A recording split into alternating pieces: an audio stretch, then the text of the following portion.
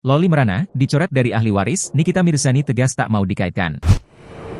Setelah pulang ke Indonesia, Loli justru menuai reaksi tak terduga dari ibunya, Nikita Mirzani. Nikita Mirzani tiba-tiba menegaskan tak mau lagi disangkut pautkan dengan Loli. Selain itu, Nikita Mirzani juga mengungkapkan dirinya kini hanya memiliki 2 anak. Padahal, Loli sempat silaturahmi ke rumah Nikita Mirzani sesampainya dari Inggris. Ia juga mengaku hubungannya dengan sang ibu baik-baik saja.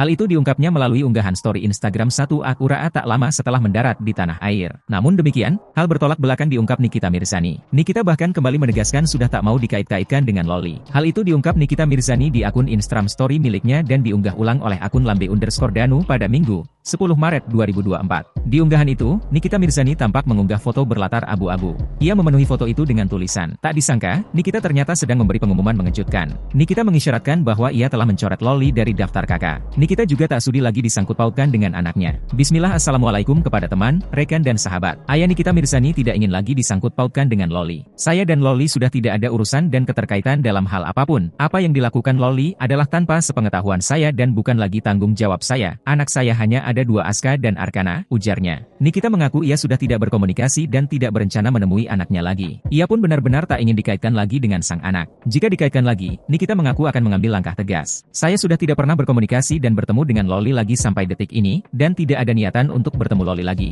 Tolong hargai dan hormati keputusan keluarga saya. Untuk Loli dan orang yang berurusan dengan Loli jangan pernah lagi sebut nama saya. Apabila masih dilakukan saya akan mengambil tindakan tegas, hukum, ujarnya. Tak hanya itu, wanita yang akrab disapanya ini juga mengunggah sebuah surat bukti bahwa ia telah mencoret Loli dari daftar ahli waris. Ia bahkan mengeluarkan nama anaknya itu dari tanggungan asuransi. Terbukti saya sudah menghapus nama Loli dari ahli waris dan tanggungan asuransi saya, ucapnya.